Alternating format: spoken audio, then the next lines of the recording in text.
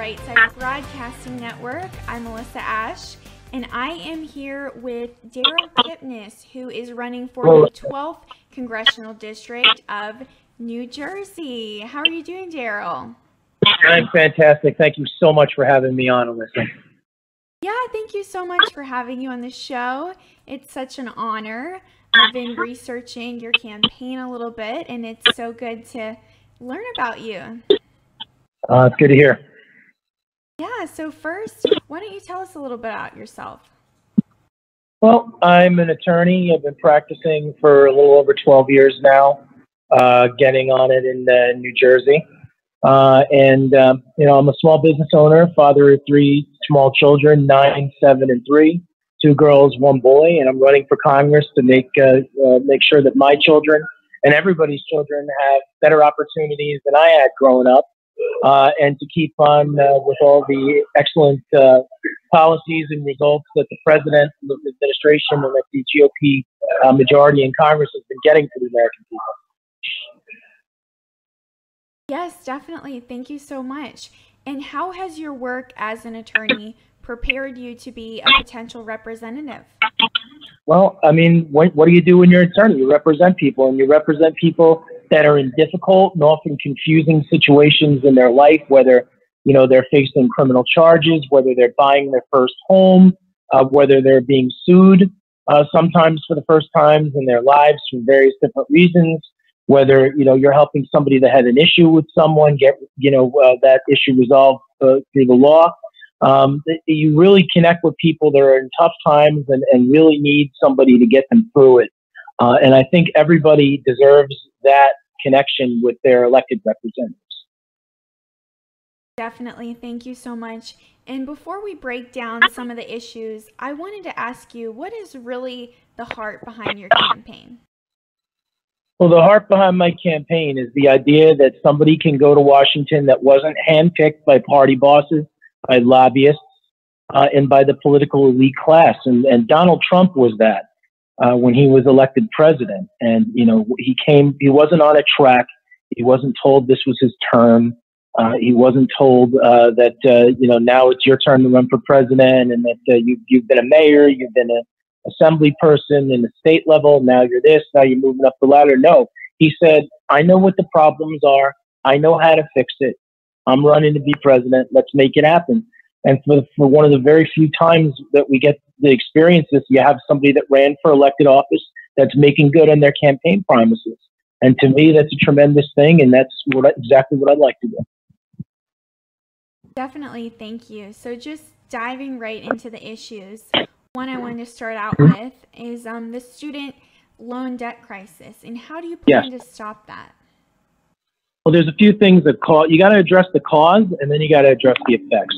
The cause is that so many schools encourage people to go to 4-year colleges, and whether students want to or not, it's pushed by guidance counselors, teachers, and then parents, thinking that that's the be all and end all. And what that happens is it actually creates sort of a negative supply and demand situation where, when it's so heavily subsidized and so heavily pushed, the cost of education goes up, and it oftentimes goes up to a point where people have to take out loans to afford it, and they can't afford to repay back the loans when they graduate because there just aren't opportunities in any given area to make that type of money in the field that you get a degree in. And once you understand that's the cause of why this is happening, then you can address how to get around it and how to fix it. And one is obviously to encourage alternatives to just going into 4-year schools and taking out student loan debt. You have to stress the availability of going to a 2-year program and then transferring in. That can save people a lot of money.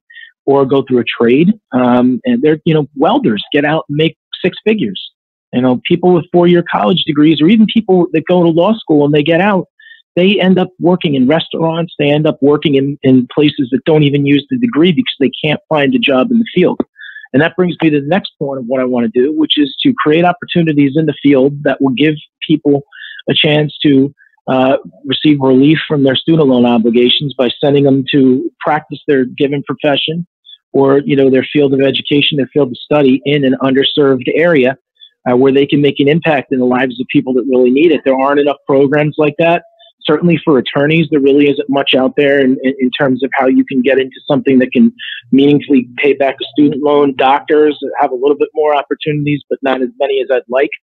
And, you know, these are ways that you can create a chance for somebody to do something with their chosen degree, learn some skills that's better than just saying, okay, I have a law degree, but I'm going to work, I'm going to bust tables because I can't find something. You know, so we want to encourage people to start attacking the obligation early. And then for those that really need it, that are in positions of true hardship, you should be able to obtain relief in bankruptcy. And right now it's difficult, if not impossible, to do that because the standard for obtaining a discharge from a student loan obligation is so high, and even courts don't know what it is or how to apply it. So we want legislation that will clearly give people that are in really, really dire straits that opportunity. And if you can't get past your student loan debt, you know, we want to make it, you know, you can't start your life. Maybe we can introduce some programs to allow people to roll it into their mortgages on their first houses so that they can work on paying both obligations at the same time. You know, there's so many different ways to go about doing it, and we just don't try hard enough. Definitely. And while we're on the subject of education, why do you believe it should be on a state or local level compared to national? What do you mean by that? Just kind of reading through your campaign, you really said that you wanted education to be on a state or local level, and you wanted to. Yeah. We don't want a lot of federal control over what happens at a local level. You know, that's in New Jersey. We have elected school boards, and we're looking at consolidation of districts because we have too many. But you know, we want to keep. My general philosophy is limited government interference in local affairs. You know, we want to make help available for where the help is needed, but we don't want to create situations that require overreach or, you know, result in overreach. Nothing requires overreach. So that's the general philosophy behind that. Merging, the president had an idea to merge the Department of Education with the Department of Labor, which I think is a tremendous idea, and I think it can solve a lot of the problems that students face when they're in school and when they get out and they're looking for jobs. Mm-hmm. And do you know what some effects of that merger would be? I'm sorry, I couldn't hear you. Do you know what some effects of that merge would be? It was proposed. I haven't heard too much about it since the article was out there, but the general idea of it is to consolidate the two departments so that there is more synergy between, you know, education transitioning into the workforce. Mm-hmm. Definitely. All right. So that's a big thing for me. And that goes to my point about the student loan crisis before, where there's, you know, a lot of pressure to go and take out the loans and spend the big money to go to school. And then once you're done and you're starting your responsible adult life, you know, that's when you have some difficulties with processing it all and moving forward. And kind of moving on to infrastructure, I was kind of reading your position on this, and it said that you plan on maximizing the appropriation of tax dollars to improve infrastructure in New Jersey. Correct. And this is what I mean by that. New Jersey, as many people know, is 50 out of 50 or very close to it in terms of federal money that we send to Washington in terms of taxpayer dollars versus what we get back in return. New Jersey's been the piggy bank of the country for many, many years. You know, we've funded, you know, states that don't pay into the federal system as much as we do by far, like Alabama, you know, Mississippi, places like that. And when we elect people to Congress in New Jersey that send our money there, we're not really representing the district. You need somebody that's going to go in there that's going to say, hey, wait a minute, we have a real issue with the Trenton Waterworks right now where people weren't able to drink the water. You know, we have so many, our roads are crumbling, bridges need help. And the state and our pension system, the state pension system is having problems, and our state legislature can't handle it. There just isn't the money in New Jersey's treasury to address all of this. So what we're asking for is not so much a bailout. We're just asking for New Jersey to be treated the way that it always should have been in terms of federal appropriations coming in. And, you know, the people that are in there now aren't loud enough about it. They aren't strong enough about it. They aren't persistent enough about it. and I certainly will be.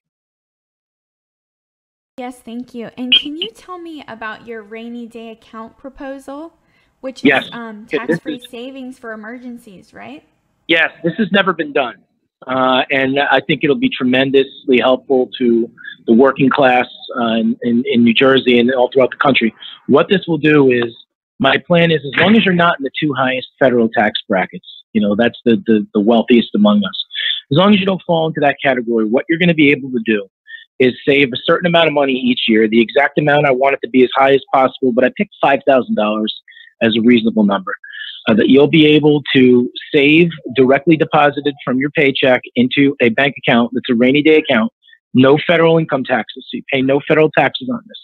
And then that money will be available to you if you have an emergent circumstance that comes up where you have any type of expense that exceeds a certain amount of your regular gross income, anything that's unexpected, like a tree falls on your house, your transmission dies in your car, you have a medical bill where there's a $3,000 deductible where it's really high, things like that. And these circumstances come up in everyone's lives. And one of the things that recently came out is a study was done that says that 40% of all Americans can't scrape together $400 in savings in the event of an emergency.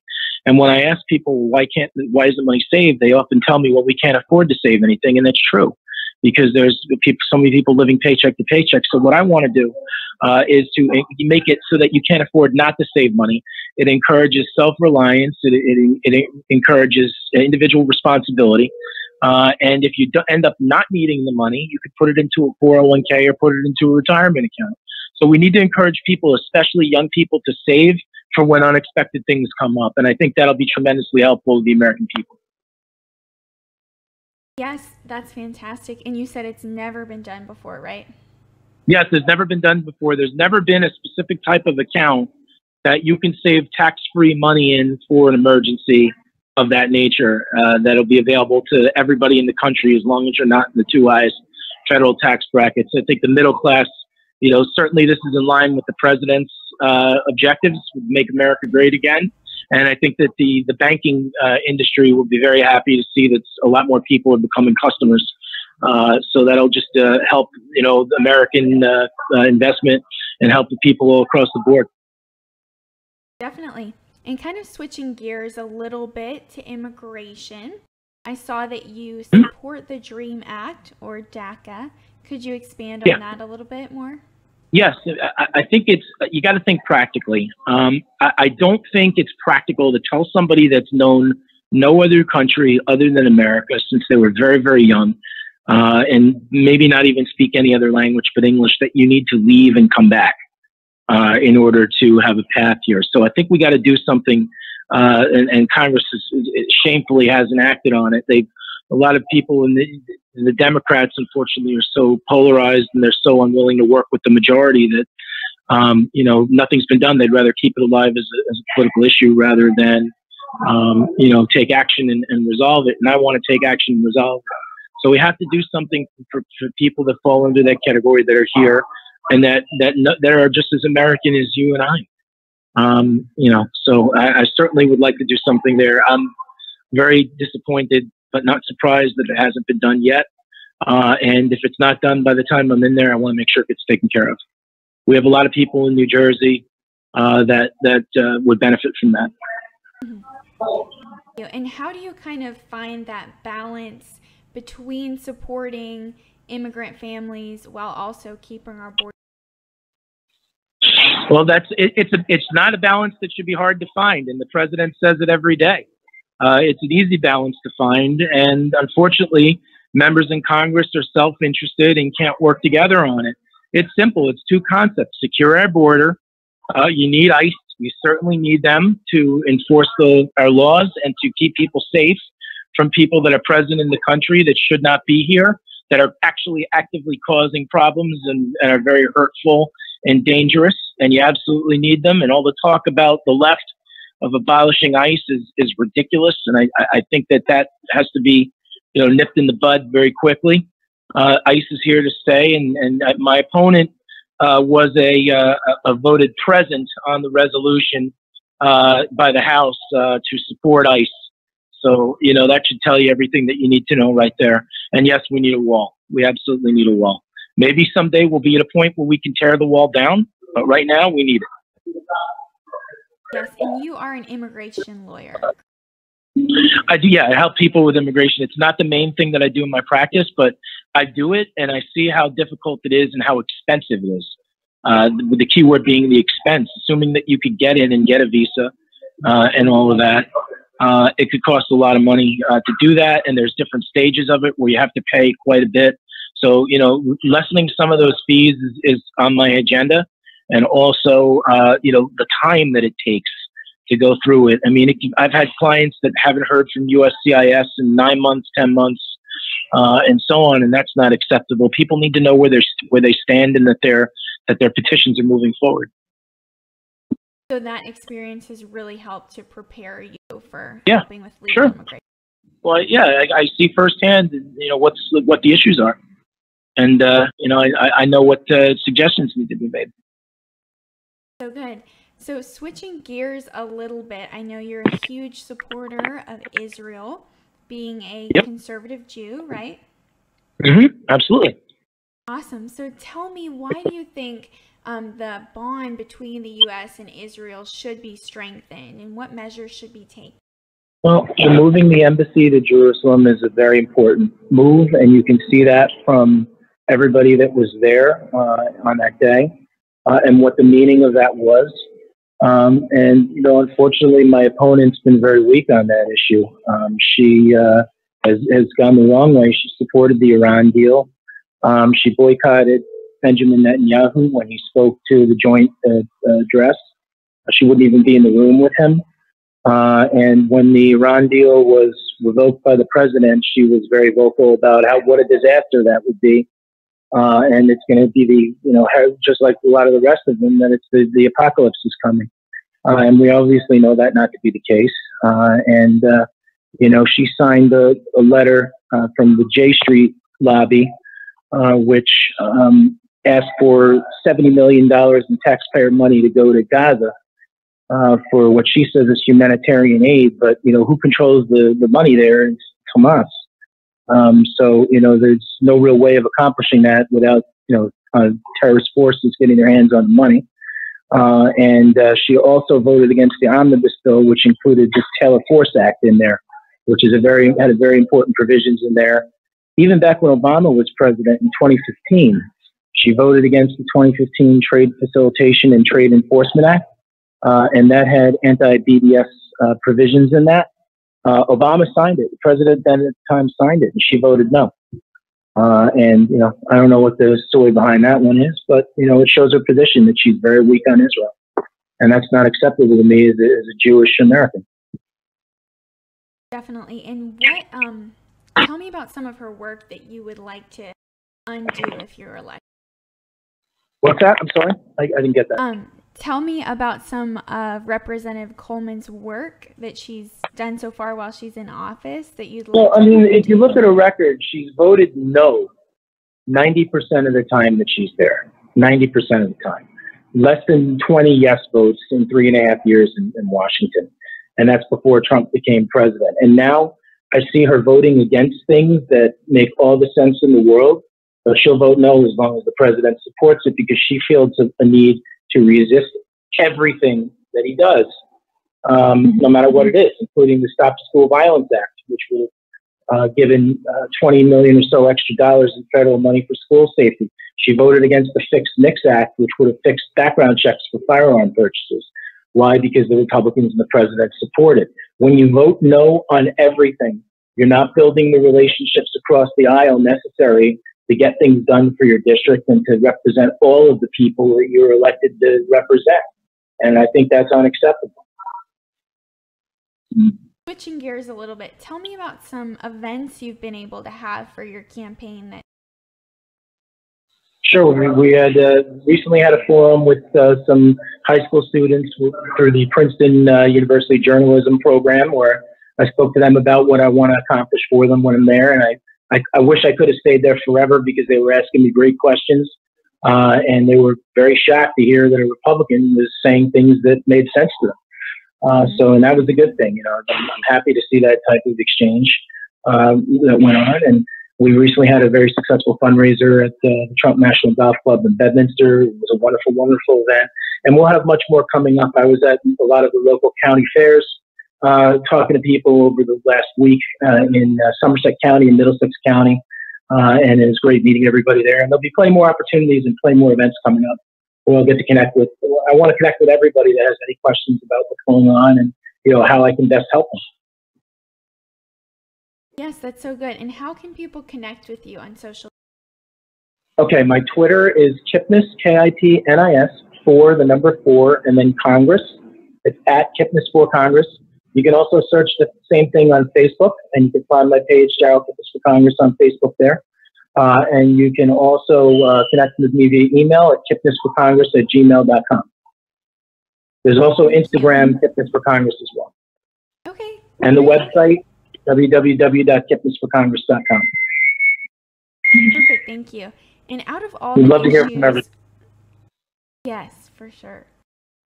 So out of all the issues we talked about, what issue is really most important to you and why? Well, obviously it's 2 issues. It's the same 2 things that I want for every American that the president wants for every American. We want you to be safe. We want you to be prosperous. National security and pocketbook issues are the 2 most important things for me. And when you have my opponent supporting the Iran deal and then voting against tax cuts, it's clear that she's on the wrong side of what needs to be done and what the American people, what's in the best interest of the American people is to have a strong military that keeps you safe, and a strong economy that keeps you prosperous and helps you meet all your obligations and build a family and build for the future. And that's how I'll approach my responsibilities down there, to keep you safe and to keep you prosperous and to keep things moving forward. Yes, thank you so much, Daryl. That's good. And when can people get out and vote for you? November 6th. Okay. November 6th. Today was the ballot drawing in the 4 different counties all across the state, but in the 4 different counties that are part of the 12th district. And there'll be announcements shortly as to what column you'll be able to find me in, and the other Republicans running, from Bob Hugan for U.S. Senate. We're going to send in a Marine and beat Bob Menendez and end his tenure in Washington, which should have ended a while ago, but doesn't matter. We're going to take care of that this November, and everybody else running at every level. We have a socialist governor in New Jersey now, and we have a lot of elected representatives that really aren't getting it. And at least the ones that I'm running with and a lot of the others across the state on our side, we know exactly what the problems are. We know how to fix it. We're here for you, and we're working for you every day. Yes, that's so great. And is there anything else you want to add? No, that's basically it. I welcome everybody's support. I know people say that the 12th district is typically a Democrat district, but there's nothing typical about the Democrats right now other than the fact that they're moving further and further to the left. And you see it with the walkaway movement trending on social media. People haven't left that party. The party has left them, and now people are leaving the party and walking away, and are open to other options. And I hope that when given the opportunity to choose freedom, the American people will make that choice every time. And a vote for me is a vote for freedom. Yes, thank you so much, Daryl. Really appreciate learning more about And you and thank you your so much. campaign. And Thank you so much for having me on. yeah, thank you for your time, and best of luck, and good luck with your Thank you. travels.